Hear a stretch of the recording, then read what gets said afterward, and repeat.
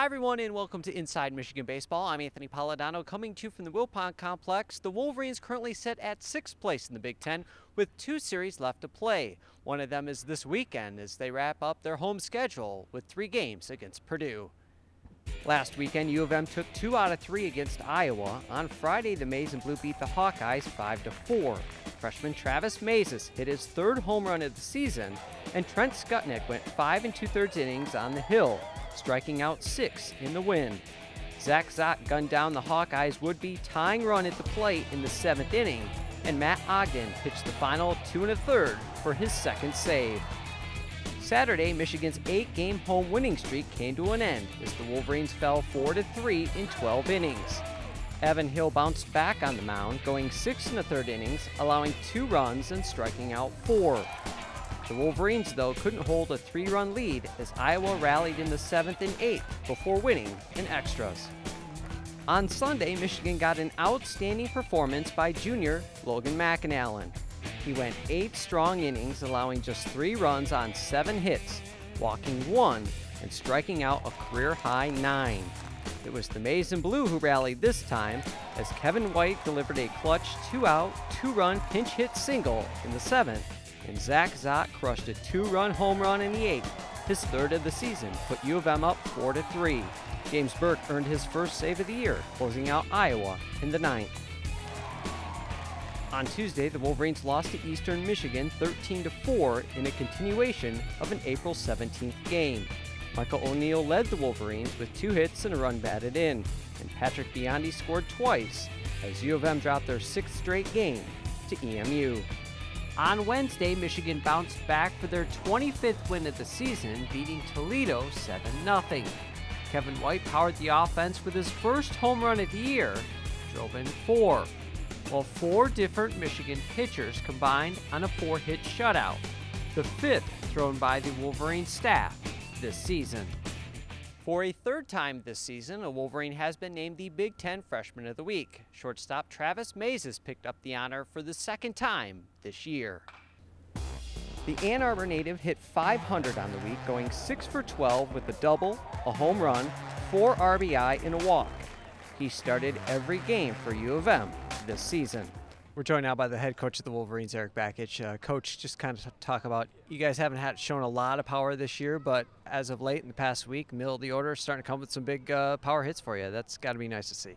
Yeah, we hit for some extra bases and drove some balls into the gaps. That was nice. Kevin White with a big 3-run home run with 2 outs, and that was a separator right there. So that was a huge hit. But yeah, these guys are starting to swing the bat. Had a lot more quality at bats tonight than maybe the last couple of nights. But yeah, it's been pretty good. One guy we haven't talked about really at all this year, and it's hard to believe he leads you in just about every offensive category, Michael O'Neill. Talk about the year he's had and really just what he brings to the table.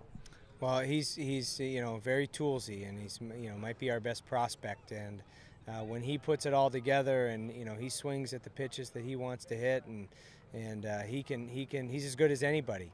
And he's had a great year, and he's going to play this game for a long time. He's a guy that is very dangerous, and every opposing pitching coach, and he's on every scouting report, everyone says this guy can't beat you. And when he has the plate discipline that he has, when he's not swinging out of the zone and swinging at good pitches to hit, he is very dangerous, and he can really put the momentum on our side with a big hit at any time, and that's a good thing to have on our side, and he's had a lot of big hits this year. He's going to catch a lot of people's eye because of the last name and obviously the bloodlines there, but just kind of talk about all the work he has to put in, because he obviously can't roll out of bed no matter what your last name is and have success. Yeah, I think that's been something that's been with him his whole life, so he's certainly adjusted to that well, and if anything, it probably gives him a little bit of a chip on his shoulder to prove he's his own player. And he's not really similar to his uncle. His uncle's left-handed and 6'4". He's 6'1" and right-handed, but he's got a weapon with his speed, and he uses his speed very well. He's got a lot of stolen bases, but that's another reason it makes him dangerous, because he not only can hit for power, but he can get moving on the bases for us. So he's got a lot of tools. And certainly he's got a lot of potential to play this game a while. You guys have been banged up at this point in the season. Obviously, depth important. Any guys jump out at you that have gotten an opportunity, that have shown with the time that you've given them, either on the hill or out in the field, that at least if they've impressed you at this point? Yeah, well, we had 3 scoreless innings tonight from Alex Starr, and then Donnie Eaton's pitched in the last 2 games and had scoreless innings the last 2 games. And he's really a guy that when we've put him out there, he's done a nice job pitching for us. So yeah, we don't have a ton of depth, but when guys are getting opportunities, they're doing well, and they'll continue to get those. Control your own destiny in the Big Ten in terms of making the tournament. Talk about the weekend ahead. Yeah, Purdue's coming in, and they're a team that were the outright champion last year, so they've got a lot of experience. They lost a lot of their key players from last year, but by no means is that going to try to stop them this weekend. So we're going to have our work cut out for us.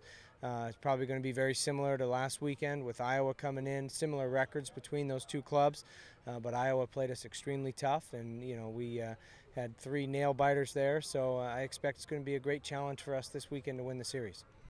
The Wolverine series with the Boilermakers begins at 6:05 on Friday. Game 2 is scheduled for Saturday at 4:05 p.m. and the finale is Sunday at 1:05. You can catch highlights of all those games right here on mgoblue.com. That does it this week for Inside Michigan Baseball. I'm Anthony Paladano. We'll see you next time.